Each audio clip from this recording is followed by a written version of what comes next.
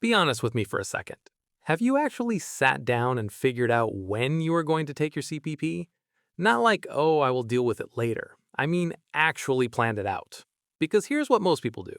They work for 30, 35 years, they save into their RRSP, they try to pay off the mortgage, and then one day they're 60 and someone at work says, "Hey, are you applying for your CPP?" And they go, I guess. That is how most Canadians make one of the biggest financial decisions of their retirement. On a guess. And look, maybe you are in your 30s or 40s thinking you've got time.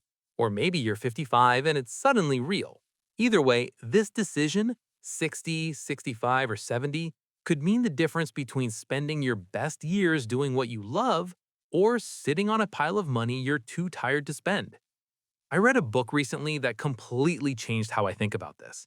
It was written by a Wall Street trader who made millions, and he says most of us are making a huge mistake with our retirement. Not the kind your financial advisor warns you about, a much bigger one. And once you see it, you can't unsee it. By the end of this video, you're going to look at your CPP decision completely differently.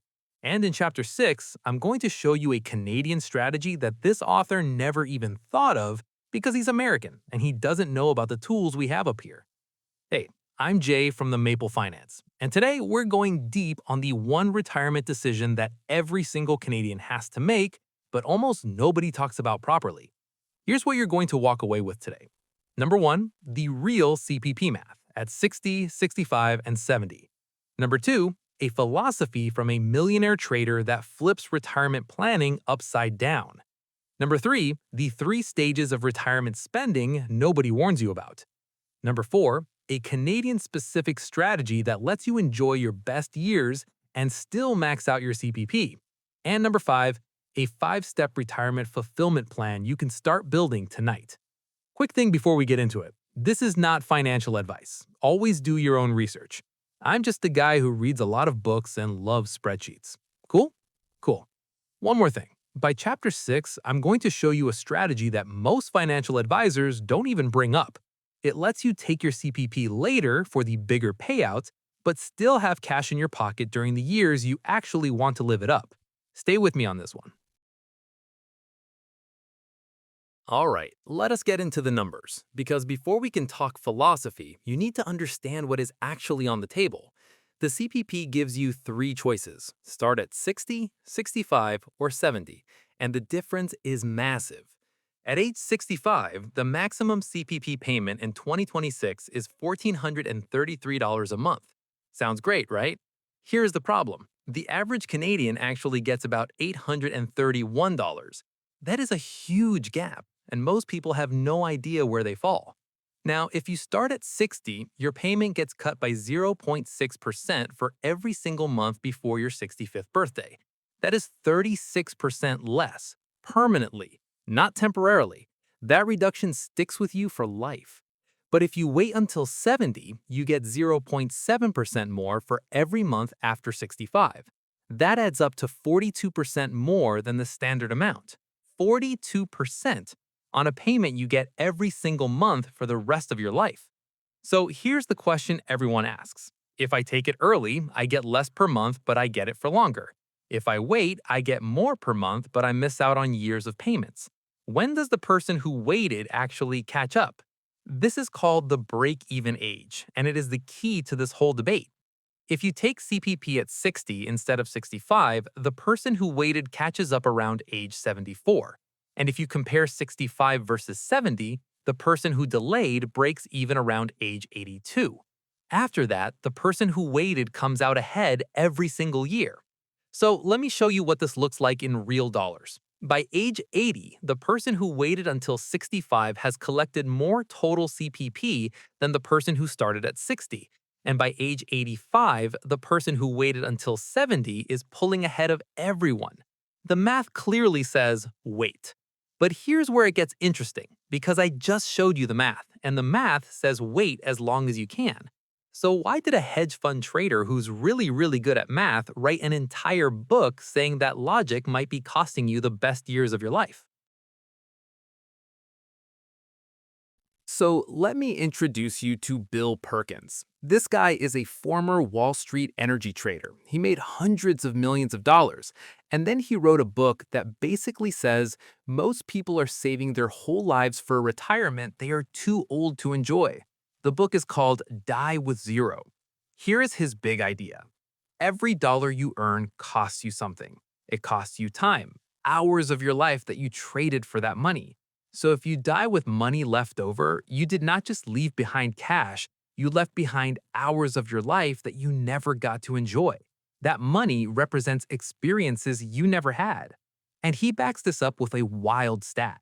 Research shows that retirees with over $500,000 saved only spent about 12% of it before they died. 12%! They kept 88% of their retirement savings and took it to the grave. Perkins breaks retirement into 3 stages that I think every Canadian needs to hear. Stage 1 is your go-go years. That is roughly 60 to 70. You've got energy, your health is good, and this is when you want to travel, try new things, spend time with people you love. This is the prime time. Stage 2 is your slow-go years, roughly 70 to 80. You're still active, but slowing down. Less travel, more time close to home. And stage 3 is the no-go years, 80 and beyond. Your spending naturally drops. Perkins says most people spend 50% less in their 80s than they did in their 60s. You just don't need as much money. And here's the part that really got me. Perkins talks about something called memory dividends. When you spend $1 on an experience at 62, like a fishing trip with your grandkids or a road trip across the Maritimes, that memory pays you back every single time you think about it, for 20, 30 years. That's a dividend no stock can match. Now, before you throw your phone across the room, I'm not telling you to blow your retirement savings at the casino. And Perkins is not saying that either. He's saying stop optimizing only for dollars and start optimizing for your actual life. There's a difference. So now you've got 2 ways of thinking about this. The math brain says delay your CPP as long as possible. The life brain says your best years are slipping away while you wait. So which one is right? Honestly, I think the answer is both. And that's what the next chapter is all about. All right, if you're just joining us or if you have been here from the start, this is the part where everything clicks because we are about to ask a question that almost nobody talks about when it comes to CPP. And once you hear it, you will not be able to unhear it. Everyone asks, when do I get the most money from CPP? That is the wrong question. The right question is, when do I need the most life energy? Because money is not the goal. The life you build with that money is the goal. And those 2 questions lead to completely different answers. Think about it this way. During your go-go years, 60 to 70, that is when you want to take that trip to the Rockies, renovate the cottage, spend a summer with the grandkids. That is when you need cash flow the most. But if you delay CPP to 70, you are getting 0 from CPP during those exact years. And then in your no-go years, 80 and beyond, that big 42% bonus check shows up every month. But by then, your spending has dropped in half. You're not flying anywhere. You're not renovating anything. You are getting the most money during the years you need it the least. Does that make sense to anyone? Now, I know what some of you are thinking. Jay, what if I live to 95? What if I run out of money? That is a real concern, and I am not going to brush it off. Delaying CPP is longevity insurance. If you live a really long time, that extra 42% is a lifeline. That is a fair point. But here's what Perkins misses. And honestly, it's not his fault because he's American. In Canada, CPP is not your only safety net. You've got OAS kicking in at 65. You might qualify for GIS. You have your TFSA and RRSP.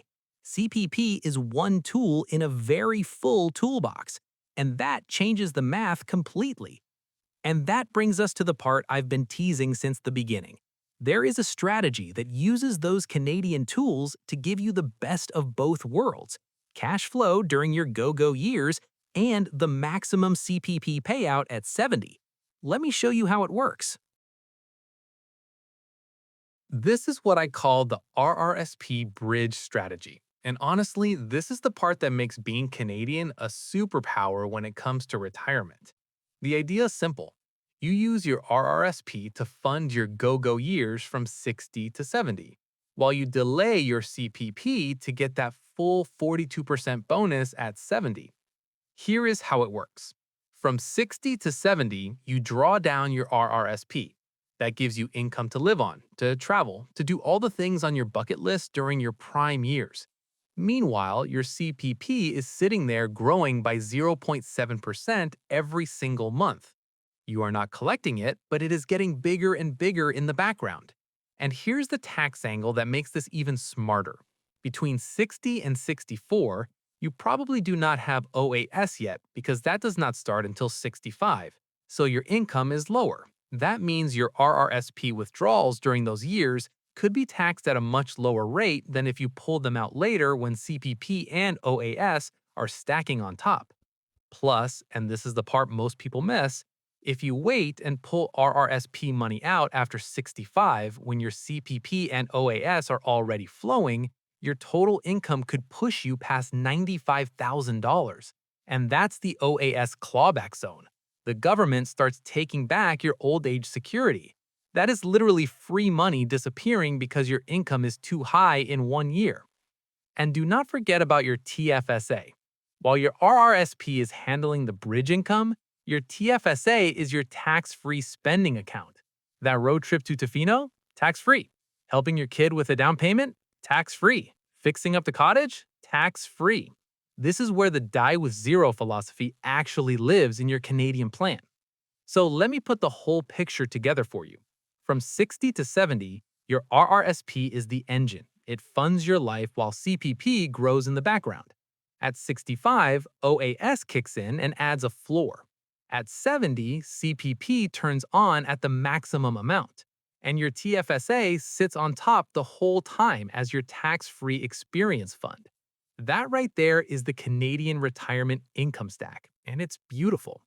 Now, I have to be straight with you. This strategy is not for everyone. If you don't have much in your RRSP or if you have health concerns that make you question whether you'll be around past 75, taking CPP early might be the smarter move. There is no shame in that. The point is not to follow one rule. The point is to make this decision on purpose instead of on a guess. So now you understand the philosophy and you understand the strategy. The question is, how do you actually build this for your own life? I've got 5 steps. Let's go. Step 1, check your actual CPP estimate. Not what you think you will get, what you will actually get. Log into your My Service Canada account online and pull up your statement of contributions. Most people have never done this and they are shocked when they see the real number. Do it tonight. It takes 5 minutes. Step 2, time bucket your life. This is straight from Perkins and I think it is genius. Grab a piece of paper and write down 3 columns: 60 to 70, 70 to 80, 80 and beyond. Now, fill each column with the experiences you actually want to have during those years. Be specific, not just travel. Where, with who, for how long. This is your life we are talking about. Step 3, map your Canadian income stack. Write down every source of retirement income you will have. Your CPP estimate from step 1, OAS, which is up to about $727 a month in 2026, your RRSP balance, your TFSA balance, any workplace pension. Now, map out when each one starts and how much it gives you per month. This is your retirement dashboard. Step 4, run the bridge math. This is the big one. Take your RRSP balance and divide it by 10. That is roughly how much you could withdraw per year from 60 to 70. Is that enough to cover your expenses during your go-go years? If yes, the bridge strategy could work for you. If it is tight, maybe you take CPP at 65 instead of 70 and do a shorter bridge. The point is, you are making this decision with real numbers, not a guess. Step 5, build in your safety net. Because life is not a spreadsheet and things go sideways. Make sure you have an emergency fund. Understand that CPP is indexed to inflation, so it grows every year automatically. Know how the survivor benefit works so your spouse is protected. And if your income is low enough, GIS can add extra support on top of OAS. You're not walking a tightrope without a net. Canada built one for you.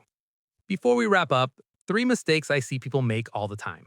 1. Taking CPP early just to invest it. After taxes and market risk, this almost never works out.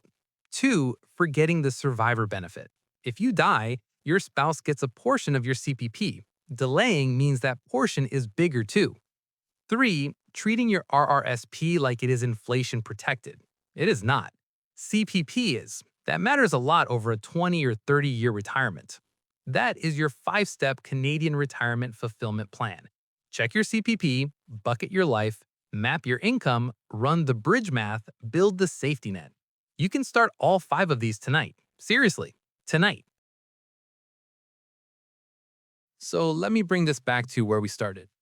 I asked you at the beginning whether you have actually planned your CPP. And I hope that by now you are realizing this is not just a money question. It never was. The real question is, what do you want your life to look like when you stop working? Bill Perkins says the richest person in the cemetery is still dead. And he is right. But that does not mean you drain your accounts and hope for the best. It means you plan with intention. You use the incredible tools Canada gives you, the RRSP, the TFSA, CPP, OAS, and you build a retirement that funds your life, not just your bank account. The goal is not to die with zero, and it is not to die with millions. The goal is to die with no regrets. To know that you made this decision on purpose, that you lived your go-go years fully, and that you built a plan that actually works for your life, not someone else's life, yours. If this changed how you think about retirement, do me a favor and hit subscribe.